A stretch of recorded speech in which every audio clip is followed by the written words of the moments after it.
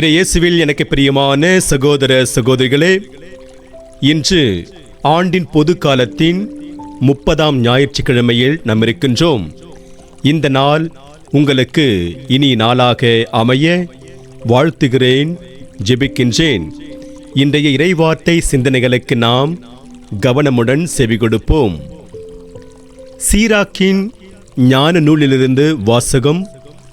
அதிகாரம் 35. இறை வார்த்தைகள் 12 முதல் 14 மற்றும் 16 முதல் 18 முடிய. ஆண்டவர் நடுவராய் இருக்கிறார். அவரிடம் ஒரு தலை சார்பு என்பதே கிடையாது. அவர் ஏழைகளுக்கு எதிராய் எவரையும் ஒரு தலை சார்பாய் ஏற்க மாட்டார். தீங்கிழைக்கப்பட்டோரின் மன்றாட்டை கேட்பார். கைவிடப்பட்டோரின் வேண்டுதலை புறக்கணியார். தம்மிடம் முறையிடும் கைம்பெண்களை கைவிடார். ஆண்டவரின் விருப்பத்திற்கு ஏற்றவாறு பணி செய்வோர் ஏற்றுக்கொள்ளப்படுவர். அவர்களுடைய மன்றாட்டு முகில்களை எட்டும். தங்களை தாழ்த்துவோரின் வேண்டுதல் முகில்களை ஊடுருவி செல்லும். அது ஆண்டவரை அடையும் வரை அவர்கள் ஆறுதல் அடைவதில்லை. உன்னத இறைவன் சந்திக்க வரும் வரை அவர்கள் நற்பயிற்சியில் தளர்ச்சி அடைவதில்லை. அவர் நீதிமான்களுக்கு தீர்ப்பு வழங்குகிறார். தம் தீர்ப்பை செயல்படுத்துகிறார். ஆண்டவரின் அருள்வாக்கு. இறைவனுக்கு நன்றி. பதிலுரை பாடல். திருப்பாடல் 34. பல்லவி. இந்த ஏழை கூவி அழைத்தான், ஆண்டவர் அவனுக்கு செவி சாய்த்தார். ஆண்டவரை நான் எக்காலமும் போற்றுவேன். அவரது புகழ் எப்பொழுதும் என் நாவில் ஒலிக்கும். நான் ஆண்டவரை பற்றி பெருமையாக பேசுவேன். எளியோர் இதை கேட்டு அக்களிப்பர். பல்லவி. இந்த ஏழை கூவி அழைத்தான், ஆண்டவர் அவனுக்கு செவி சாய்த்தார். ஆண்டவரின் முகமோ தீமை செய்வோருக்கு எதிராய் இருக்கின்றது. அவர் அவர்களின் நினைவே உலகில் அற்றுப்போக செய்வார். நீதிமான்கள் மன்றாடும்போது ஆண்டவர் செவி சாய்க்கின்றார். அவர்களை அனைத்து இடு கண்களினின்றும் விடுவிக்கின்றார். பல்லவி. இந்த ஏழை கூவி அழைத்தான், ஆண்டவர் அவனுக்கு செவி சாய்த்தார். உடைந்த உள்ளத்தார்க்கு அருகில் ஆண்டவர் இருக்கின்றார். நைந்த நெஞ்சத்தாரை அவர் காப்பாற்றுகின்றார். ஆண்டவர் தம் ஊழியரின் உயிரை மீட்கின்றார். அவரிடம் அடைக்கலம் புகும் எவரும் தண்டனை அடையார். பல்லவி. இந்த ஏழை கூவி அழைத்தான், ஆண்டவர் அவனுக்கு செவி சாய்த்தார். 2ஆம் வாசகம். திருத்தூதர் பவுல் தீமோத்தேயுவுக்கு எழுதிய 2ஆம் திருமுகத்திலிருந்து வாசகம். அதிகாரம் 4. இறை வார்த்தைகள் 6-8 மற்றும் 16-18 முடிய. அன்பிற்குரியவரே, நான் இப்போதே என்னை பலியாக படைக்கிறேன். நான் பிரிந்து செல்ல வேண்டிய நேரம் வந்துவிட்டது. நான் நல்லதொரு போராட்டத்தில் ஈடுபட்டேன். என் ஓட்டத்தை முடித்துவிட்டேன். விசுவாசத்தை காத்துக்கொண்டேன். இனி எனக்கென வைக்கப்பட்டிருப்பது நேரிய வாழ்வுக்கான வெற்றி வாகையே. இதை இறுதி நாளில் ஆண்டவர் எனக்கு தருவார். நீதியான அந்த நடுவர் எனக்கு மட்டுமல்ல, அவர் தோன்றுவார் என விரும்பி காத்திருக்கும் அனைவருக்குமே தருவார். நான் முதன்முறை வழக்காடிய போது எவரும் என் பக்கம் இருக்கவில்லை. எல்லாரும் என்னை விட்டு அகன்றனர். அக்குற்றம் அவர்களை சாராதிருப்பதாக. நான் அறிவித்த செய்தி நிறைவுற்று அனைத்து நாட்டவரும் அதனை கேட்க வேண்டுமென்று ஆண்டவர் என் பக்கம் நின்று எனக்கு வலுவூட்டினார். சிங்கத்தின் வாயிலிருந்தும் என்னை விடுவித்தார். தீங்கு அனைத்திலிருந்தும் அவர் என்னை விடுவித்து தம் விண்ணரசில் சேர்த்து எனக்கு மீட்பளிப்பார். அவருக்கே என்றென்றும் மாட்சி உரித்தாகுக. ஆமென். ஆண்டவரின் அருள்வாக்கு. இறைவனுக்கு நன்றி. அல்லேலூயா, அல்லேலூயா. கடவுள் கிறிஸ்துவின் வாயிலாக உலகினரை தம்மோடு ஒப்புரவாக்கினார். அந்த ஒப்புரவு செய்தியை அவரே எங்களிடம் ஒப்படைத்தார். அல்லேலூயா. ஆண்டவரே, நற்செய்தியை தகுந்த விதத்தில் எடுத்து சொல்ல என் உள்ளத்தையும் உதட்டையும் தூய்மையாக்கும். ஆண்டவர் உங்களோடு இருப்பாராக, உம் ஆன்மாவோடும் இருப்பாராக. தூய லூக்கா எழுதிய பரிசுத்த நற்செய்தியிலிருந்து வாசகம். ஆண்டவரே, மாட்சி உமக்கே.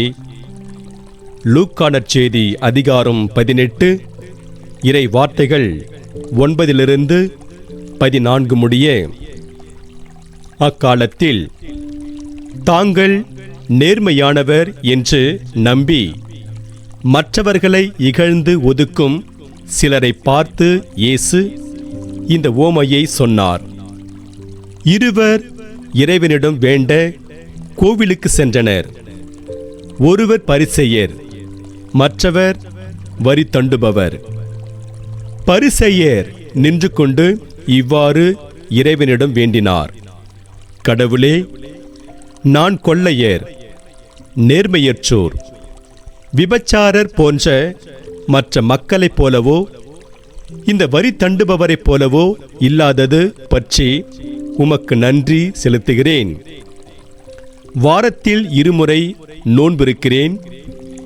என் வருவாயில் எல்லாம் 10 பங்கை கொடுக்கிறேன். ஆனால் வரி தண்டுபவர் தொலையில் நின்று கொண்டு வானத்தை அண்ணார்ந்து பார்க்கக்கூட துணியாமல் தம் மார்பில் அடித்துக்கொண்டு, கடவுளே, பாவியாகி என் மீது இறங்கியருளும் என்றார். இயேசு பரிசேயர் அல்ல, வரி தண்டுபவரே கடவுளுக்கு ஏற்புடையவராகி வீடு திரும்பினார். ஏனெனில் தம்மைத்தாமே உயர்த்துவோர் தாழ்த்தப் பெறுவர், தம்மைத்தாமே தாழ்த்துவோர் உயர்த்தப் பெறுவர் என நான் உங்களுக்கு சொல்கிறேன் என்றார். ஆண்டவரின் அருள்வாக்கு. கிறிஸ்துவே, உமக்கு புகழ். நற்செய்தி வாக்கினால் என்னுடைய பாவங்கள் அகல்வதாக. ஆமென். முகில்களை ஊடுருவி செல்லும் இறைவேண்டல். இறை இயேசுவில் எனக்கு பிரியமான சகோதர சகோதரிகளே, சொற்பொழிவாளர் ஒருவர் இருந்தார். அவருக்கு சொற்பொழிவில் தன்னை மிஞ்சுவதற்கு ஆளே இல்லை என்ற எண்ணமானது நிறையவே இருந்தது. ஒருமுறை அவர் ஒரு கோவில் திருவிழாவில் பேசுவதற்கு அழைப்பு பெற்றிருந்தார். நிகழ்ச்சி தொகுப்பாளர் நிகழ்ச்சிக்கு வந்திருந்த எல்லாரையும் வரவேற்றுவிட்டு சொற்பொழிவாளரை உரை நிகழ்த்துவதற்காக மேடைக்கு அழைத்தார். சொற்பொழிவாளரும் தனக்கு அருமையான குரல் வளம் இருக்கிறது, சொற்பொழிவை நன்றாக தயாரித்திருக்கின்றோம், அதனால் சிறப்பாக சொற்பொழிவாற்றலாம் என எண்ணத்தோடு மேடைக்கு ஏறி சென்றார். ஒளிவாங்கி முன்பு நின்று கொண்டு சில வினாடிகள் திரண்டிருந்த மக்களை தனக்கே உரிய கர்வத்தோடு பார்த்தார். அவர் அத்துணை கர்வத்தோடு பார்ப்பதை மக்கள் பார்த்துவிட்டு சற்று அதிர்ந்து போனார்கள். பிறகு அவர் தன்னுடைய சொற்பொழிவை நிகழத் தொடங்கினார். அவர் சொற்பொழிவை நிகழ்த்த தொடங்கிய சில மணித்துளிகளில் ஒளிவாங்கி ஊளையிடத் தொடங்கியது. முன் வரிசையில் இருந்த ஒரு சிறுவன் அழத் தொடங்கினான். இவற்றால் அவருடைய கவனம் சிதறி வார்த்தைகள் அவருடைய வாயிலிருந்து வர தயங்கின. எப்படியோ நிலைமை சமாளித்து கொண்டு அவர் சொற்பொழிவை நிகழ்த்தியிருந்தாலும் அவருடைய சொற்பொழிவு அவருக்கே திருப்தியாக இல்லை. இதனால் தலையை தாழ்த்தி கொண்டு கீழே இறங்கி வந்தார். இதை பார்த்துவிட்டு முன் வரிசையில் இருந்த பெரியவர் ஒருவர், நீங்கள் மேடையிலிருந்து கீழே இறங்கி வந்தது போல் மேடைக்கு ஏறி சென்றிருந்தால் மேடைக்கு ஏறி சென்றது போல் மேடையிலிருந்து கீழே இறங்கி வந்திருப்பீர்கள் என்றார்.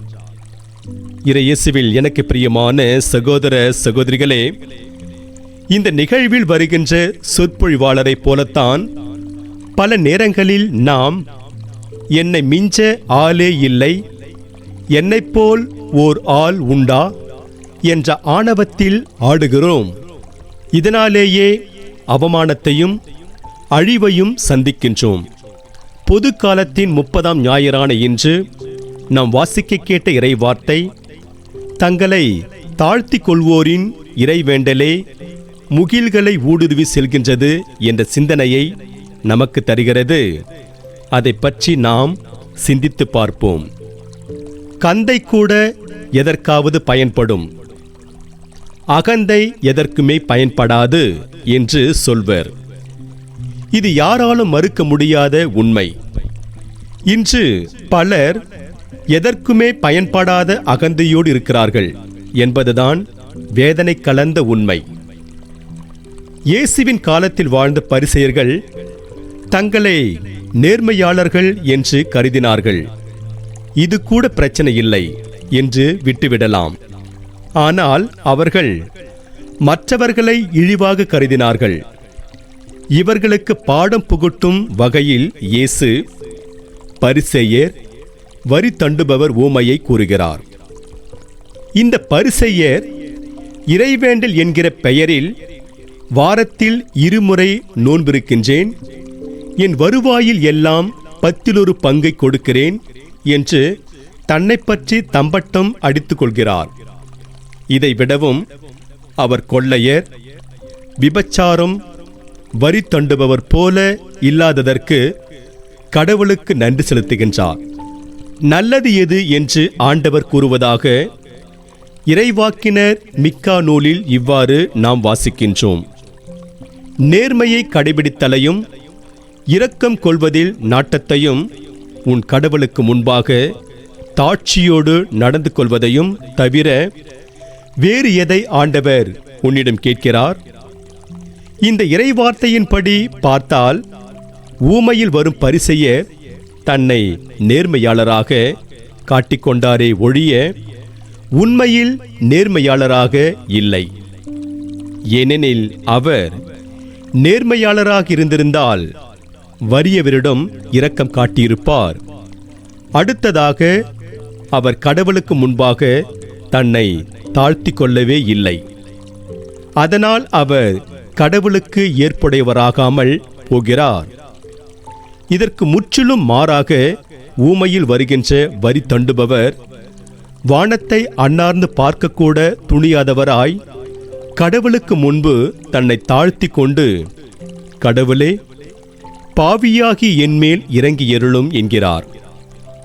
இதனால் அவர் கடவுளுக்கு ஏற்புடையவராய் தம் வீடு திரும்புகிறார். தன்னம்பிக்கைக்கும் தலைகணத்திற்கும் நூலளவு வித்தியாசம்தான். ஊமையில் வரும் பரிசேயரிடம் தலைகணம் மிகுதியாக இருந்ததால் அவரால் கடவுளுக்கு ஏற்புடையவராய் முடியவில்லை. தாட்சியோடு இருந்த வரி தண்டுபவராலேயே கடவுளுக்கு ஏற்புடையவராக முடிந்தது. கடவுள் விண்ணகத்தில் இருக்கின்றார் என்ற நம்பிக்கை யூதர்களிடம் மிகுதியாக இருந்தது. இயேசு கூட தன் சீடர்களுக்கு இறைவனிடம் வேண்ட கற்றுக் கொடுக்கும்போது விண்ணுலகில் இருக்கின்ற எங்கள் தந்தையே என்றுதான் கற்றுத்தருகிறார் என்று மத்திய நற்செய்தியில் 6ஆம் அதிகாரம் 9 பார்க்கிறோம். விண்ணை நோக்கி நம்முடைய வேண்டுதலை நாம் எழுப்புகின்ற போது முகில்கள் போன்ற தடைகள் நடுவில் வரலாம். இந்த தடைகளை அப்புறப்படுத்திவிட்டு நம்முடைய வேண்டுதல் இறைவனிடம் செல்ல வேண்டும் என்றால் அதற்கு தாழ்ச்சி என்ற ஒன்று தேவைப்படுகிறது. அதனால்தான் இன்றைய முதல் வாசகத்தில் சீராக்கின் ஞானநூல் ஆசிரியர் தங்களை தாழ்த்துவோரின் வேண்டுதல் முகில்களை ஊடுருவி செல்லும், அது ஆண்டவரை அடையும் வரை அவர்கள் ஆறுதல் அடைவதில்லை என்கிறார்.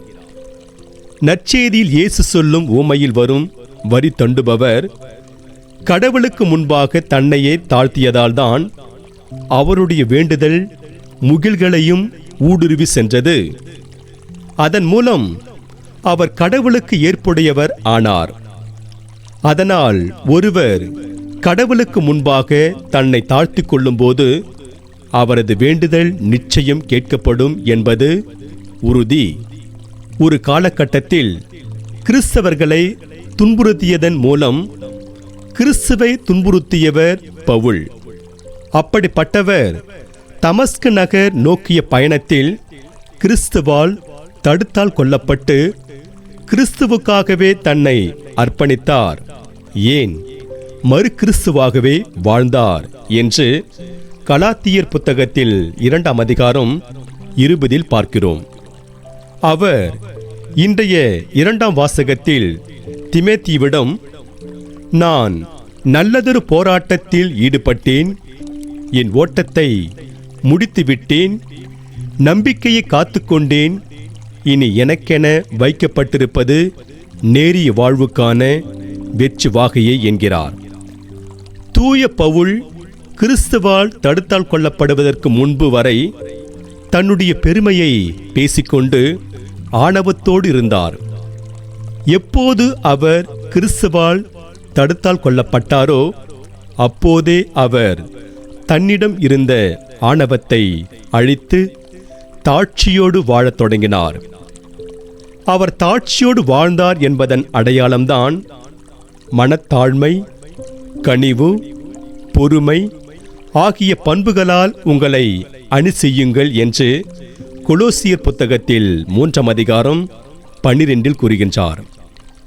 இறைமக்கள் மனத்தாழ்மையோடு இருக்க செல்லும், இறைமக்கள் மனத்தாட்சியோடு இருக்க சொல்லும் தூய பவுல் அவரும் அவ்வாறே வாழ்ந்திருப்பார். அதனால்தான் அவரால் நீங்கள் என்னைப் போல் ஒழுகுங்கள் என்று சொல்ல முடிந்தது. இதை 2 தெசலோனிக்கர் புத்தகத்தில் 3ஆம் அதிகாரம் 7 பார்க்கிறோம். தூய பவுல் தன்னுடைய தாட்சி நிறைந்த வாழ்விற்கு வெற்றி வாகையை பரிசாக பெற்றிருப்பார். நாமும் வெற்றி வாகையை பரிசாக பெற மனத்தாழ்மையோடு வாழ்வோம். இன்று நமக்கு கொடுக்கப்படுகின்ற இறை சிந்தனையாக, எங்கே தாட்சி இருக்கின்றதோ அங்கே வெற்றி இருக்கும். அந்த வெற்றி சாதாரண வெற்றியாக இல்லாமல் நிலையான வெற்றியாக இருக்கும் என்பார் பேட்ரிக் லென்சியோனி என்ற அறிஞர். எனவே இறையேசுவில் பிரியமான சகோதர சகோதரிகளே, நாம் மனத்தாழ்மையோடு வாழ்வோம். அதன் வழியாக இறையருளை நிறைவாக பெறுவோம். இறைவன் உங்களையும் உங்கள் குடும்பங்களையும் நிறைவாக ஆசீர்வதித்து பாதுகாப்பாராக. ஆமென்.